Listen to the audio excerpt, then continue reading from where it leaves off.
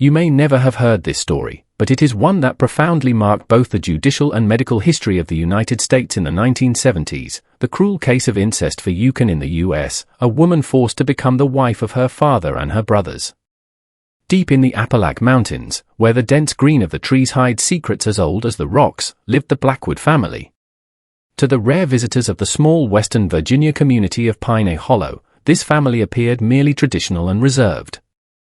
But behind the wooden walls of that isolated cabin was hidden a dark reality, a reality that would not come to light until 1978.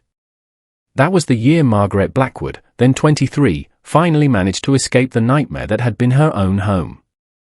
The patriarch, Joseph Blackwood, born in 1931, was known throughout the region as a man of few words. After his wife Ellen died during the birth of his fifth son in 1962, Joseph gradually pushed his family away from all outside contact. The Blackwood property, located more than 20 kilometers from the nearest city, became practically inaccessible when Joseph started blocking access roads with fallen trees and makeshift fences. At that time, it was common for families to live in isolation in the mountains, following old traditions and distrusting strangers, explains local historian Robert Jenkins. But the Blackwood case surpassed all boundaries of what could be considered a simple reclusive lifestyle. On the property lived Joseph, his three sons, Thomas, born in 1952, William in 1954, and James in 1958, and his two daughters, Margaret from 1955 and the youngest, Sarah, from 1962. The oldest child, Elizabeth, had died in childhood from pneumonia, never having received proper medical treatment. The isolation was almost total. The boys would occasionally go to the city to sell wood or trade animals for supplies, but the girls were never seen. Attending school was something the children did not do, which, while uncommon, was not illegal at the time, since Virginia's laws on home education were quite flexible. What no one knew was that from the age of 13, Margaret had been forced by her father to assume the role of the family's wife. Just a few months after her mother's death, the horror began when Joseph declared that Margaret would now be the woman of the house. The Blackwood case is particularly disturbing because it represents an extreme form of social isolation combined with forced consanguineous practices, explains Dr. Helena Rodriguez, an expert in forensic psychology. Joseph's absolute control over his children created a microcosm where his distorted rules became the only reality they knew. When she was 16, Margaret gave birth to her first child, a girl with serious congenital deformities who lived for only 3 days.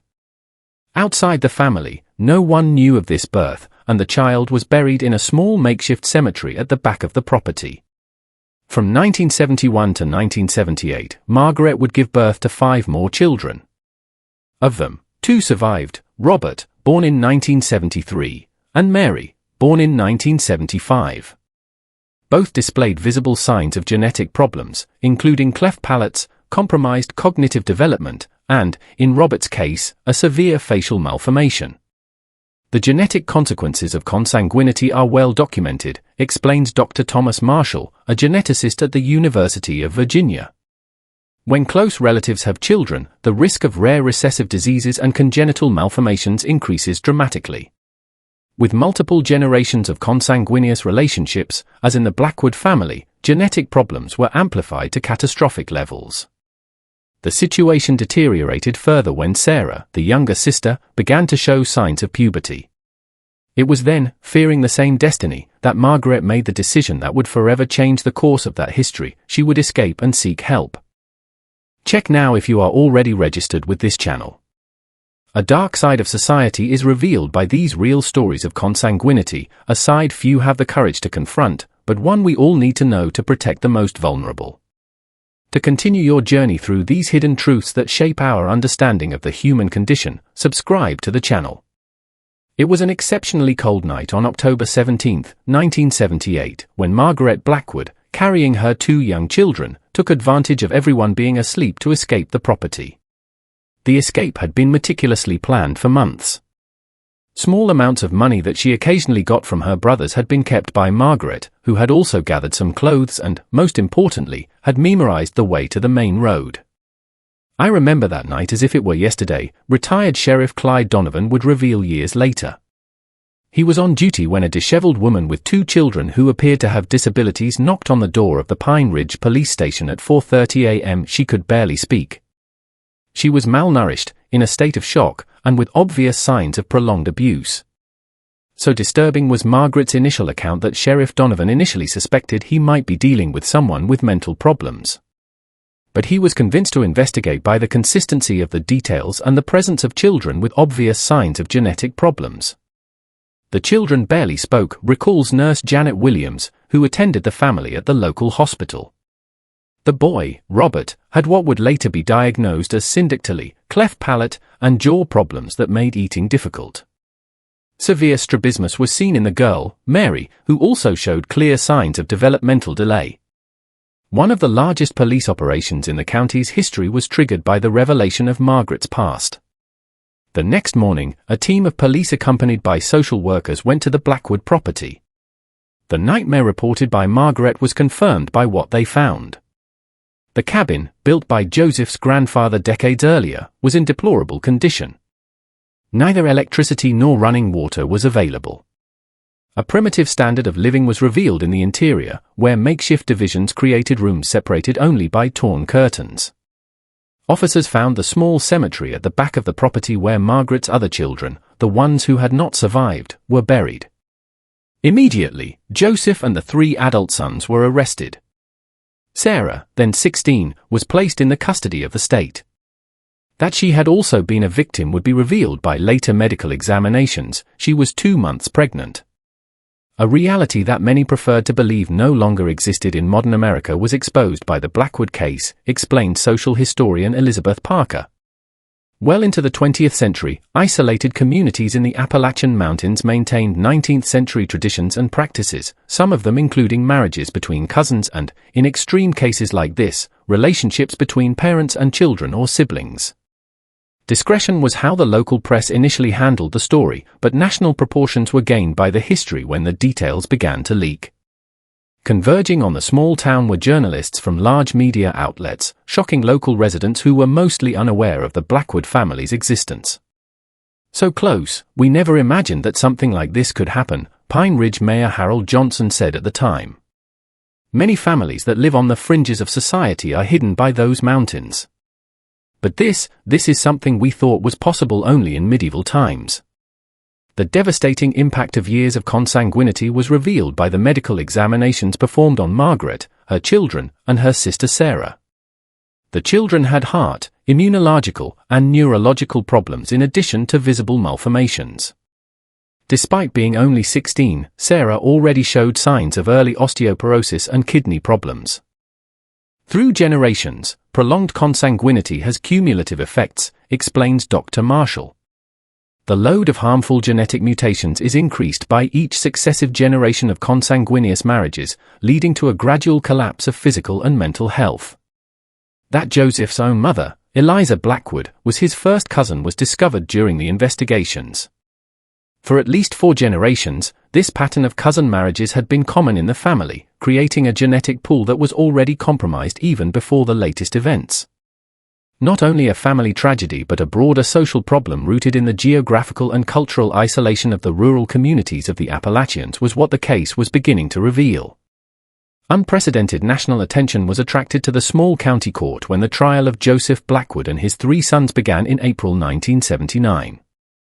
Significant challenges were faced by the prosecutor designated for the case, Catherine Reynolds, a young lawyer determined to do justice. For a case of such magnitude, there were no clear precedents, explains legal historian Paul Withers.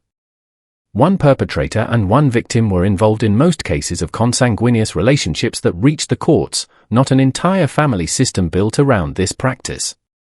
Multiple crimes were what the 4 men were accused of, including kidnapping, false imprisonment, and what was at the time classified as immoral relations within the family. To deal with cases of forced incest, Virginia's legislation had not yet modernized its legal language.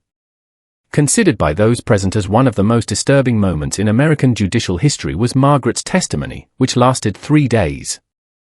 How, at the age of 13, her father announced that she would replace her deceased mother, in all aspects, was what she described, speaking in a low, almost inaudible voice. That was how things were always done in the mountains. My father said that it was the tradition of our family, Margaret said. We couldn't trust strangers, he said, because the family's blood needed to be kept pure. For weeks, when Margaret tried to resist for the first time at age 15, Joseph locked her in the basement, feeding her just enough to keep her alive. Her older brothers, Thomas and William, also began to treat her as a wife during this time. About a wicked man, the Blackwood case was not just, explains Dr. Rodriguez. It was about how micro-societies with their own rules can be created by extreme isolation, where behaviors that would be universally condemned become normalized within that small circle. If a mixture of horror and compassion for the Blackwood family tragedy is what you feel while watching this story, comment now. Secrets that should never exist are kept by these mountains. About these hidden realities that we need to face collectively, your comment helps warn more people. To the jury, the devastating consequences of prolonged consanguinity were explained during the trial by genetics experts. Evidence that Margaret's children suffered from multiple rare genetic conditions that occur much more frequently in families with a history of consanguinity was presented by Dr. Richard Collins, one of the first experts in forensic genetics in the country. Approximately 1 in 500,000 other chances of some of the conditions observed in these children occurring naturally, said Dr. Collins. To 1 in 50, these chances increase in families with a history of close consanguinity over multiple generations. The public's shock was only intensified by the behavior of the accused during the trial. Impassive and refusing to recognize the severity of his acts, Joseph Blackwood remained. No one has the right to interfere with how a man rules his family, he told the judge at a particularly disturbing moment. Why they were being tried seemed to genuinely confuse Thomas and William, the older brothers. The only one showing signs of remorse was James, the youngest of the brothers, who cried during Margaret's testimony. How absolute isolation allowed a completely distorted worldview to become the only reality for those children is the scariest aspect of the Blackwood case, says forensic psychologist Dr. Rodriguez. That their actions were normal, even traditional, was what Joseph's children grew up believing. That Joseph himself had been the result of a relationship between his father and his sister was suggested by old records that came to light in a surprising development during the trial, a revelation that cast new light on the intergenerational cycle of consanguinity in the family. In extremely isolated communities, especially before the 1950s, for patterns of consanguinity to be established and perpetuated for generations was not uncommon, explains cultural anthropologist Dr. Martha Stevens. Their own justifications were developed by these communities, often mixing distorted interpretations of religious texts with oral traditions about the purity of family blood. The failure of local authorities and social services was also exposed by the trial. No investigation had been carried out, although the Blackwood children had never attended school or received mandatory vaccines. That the family had been on a checklist for years was admitted by an employee of the local social work department, but the case was never properly investigated due to the scarcity of personnel and the difficulty of access to the property. Historic was the sentence, pronounced in July 1979. With no possibility of parole, Joseph Blackwood was sentenced to 3 consecutive life sentences.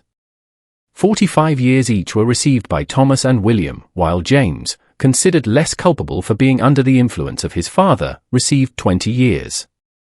For Margaret and her children, the true battle was just beginning, even as the judicial case came to an end. The devastating extent of the genetic consequences of prolonged consanguinity was revealed by the detailed medical examinations performed on the children. Not only visible physical malformations but also serious heart problems that would require multiple surgeries throughout his life were what Robert, then 6, had. So compromised was his immune system that common infections represented potentially fatal threats. A rare metabolic disease that affected her ability to process proteins was suffered by Mary, requiring an extremely restrictive diet. Her cognitive development was significantly delayed, and structural abnormalities in the brain were indicated by neurological examinations. A unique opportunity to study the extreme effects of close consanguinity over multiple generations was provided to the medical community by the Blackwood case, explains Dr. Lawrence Peterson, a geneticist who accompanied the case. Far beyond what we usually see in cases of first-generation consanguinity were the problems observed in the children. That both children carried multiple recessive genetic mutations was confirmed by genetic analysis. Still in its early days, these only manifested because they had received identical copies of defective genes from both the maternal and paternal sides. So problematic from a genetic point of view is consanguineous relationships because of this exact scenario, explains Dr. Peterson. One or two potentially harmful recessive genetic mutations are carried by many of us in normal populations. But our children inherit only one copy and remain healthy, since our partners probably do not carry the same mutations. The likelihood of a child inheriting two identical copies of a defective gene increases dramatically in consanguineous relationships, especially when repeated for generations. Her own tragedy was faced by Sarah, Margaret's younger sister. Severe complications were presented by her pregnancy, the result of a forced relationship with her father. The baby, born prematurely in May 1979, lived only 2 days, suffering from multiple organ failures. The vicious cycle of consanguinity is represented by Sarah's case, says Dr. Rodriguez. A product of a compromised genetic pool was what she herself already was, and even more genetic challenges were faced by her son.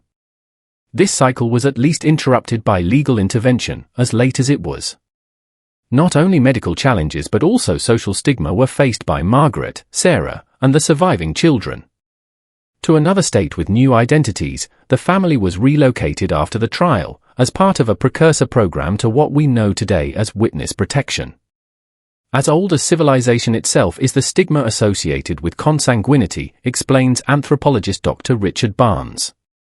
Taboos against relationships between close relatives have been developed by virtually all cultures, partly due to intuition about the genetic consequences, but also as a form of social organization. A visceral revulsion is often aroused when extreme cases like the Blackwoods come to light.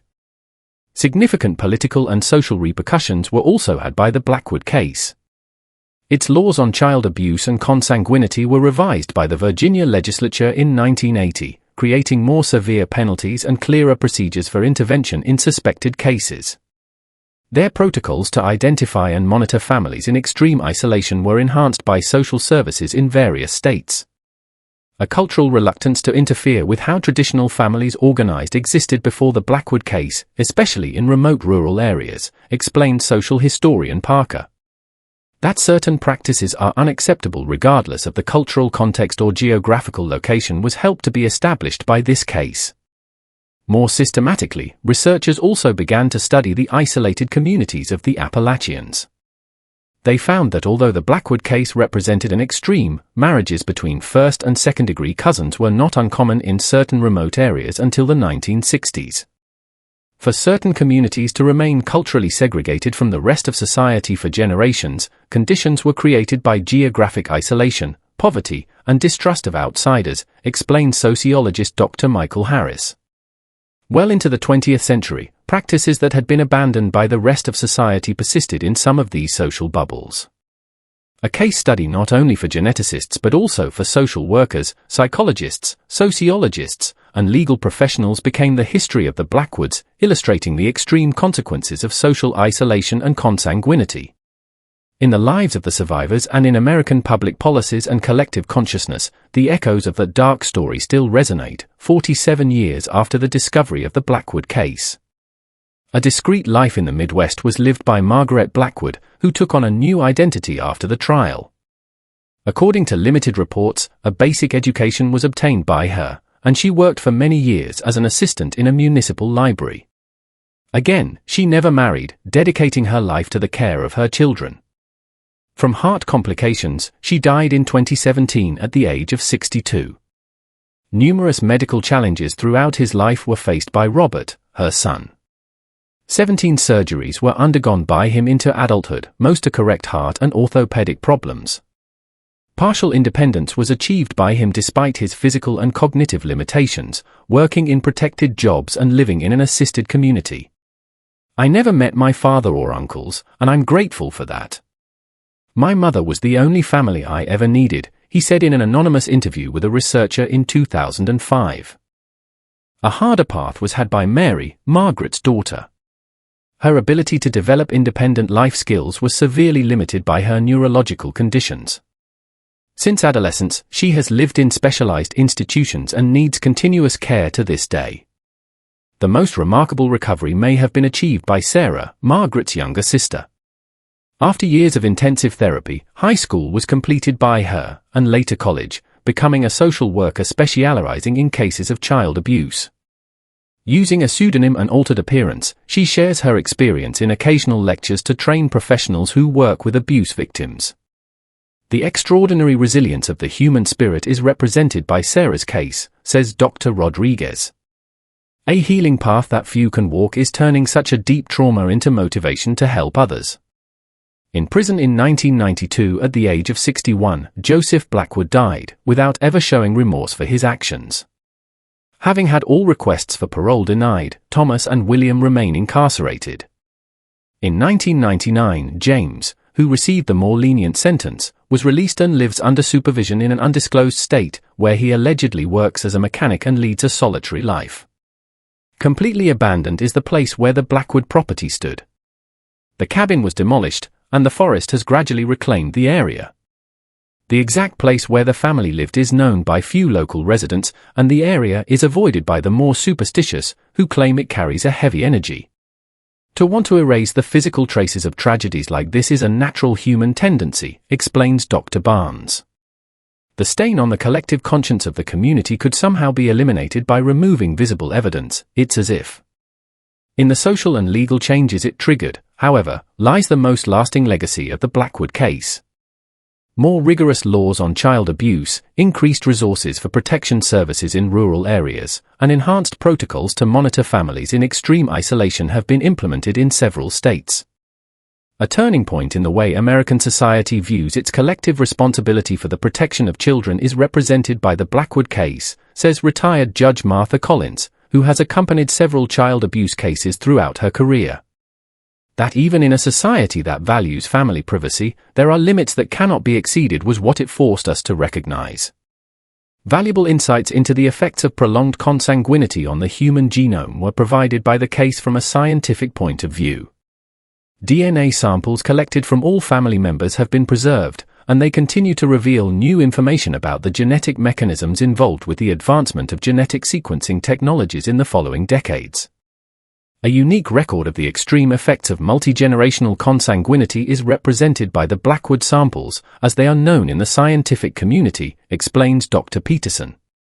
New information from these samples is allowed to be extracted by each advancement in genomic technology, contributing to our understanding of rare genetic diseases. Educational is perhaps the most important legacy of the case. As an extreme example of the consequences of social isolation and consanguinity, the history of the Blackwoods is studied in faculties of medicine, law, social work, and psychology. In its power to warn of early warning signs lies the value of this story, explains Dr. Stevens. Overnight, no family reaches this extreme point. A gradual process of isolation, control, and normalization of abusive behaviors that, if identified early, can be interrupted is always there. Often unwanted scrutiny was brought to the rural communities of the Appalachians by the case. As if the extreme behavior of the Blackwoods were representative of their culture, many residents of these areas were unfairly stigmatized. Between the natural geographical isolation of these communities and the pathological isolation imposed by individuals like Joseph Blackwood, it is important to distinguish, emphasizes Dr. Harris. Healthy connections with neighboring communities are maintained by the vast majority of families living in remote areas, and they adhere to fundamental social norms. If you have watched this far, it is because this story is what you liked. So I can meet you and know who really likes the stories here on the channel. Leave a comment saying I watched here. So that more people can learn these stories that need to be told. Don't forget to like this video, and share it with someone you believe should know the dangers of extreme isolation and consanguinity. To follow more real cases that reveal obscure aspects of human nature and help us protect the most vulnerable, subscribe to the channel. A dark reminder of how environments where the unthinkable becomes reality can be created by extreme isolation, combined with cultural distortions and individual pathologies, remains the history of the Blackwoods. It is also a history of human resilience, demonstrating how even victims of the most terrible circumstances can, with proper support, rebuild their lives. What happened in Pine Hollow was not our choice. But what we do with this experience now is, in the words attributed to Sarah Blackwood in one of her rare public appearances, every time a child is rescued from an abusive situation because someone recognized the warning signs, a new meaning is gained by our story. While the Appalachian Mountains continue to keep their secrets, a reminder of our collective responsibility to protect the most vulnerable remains the Blackwood case, even when, especially when, they are hidden from society's view.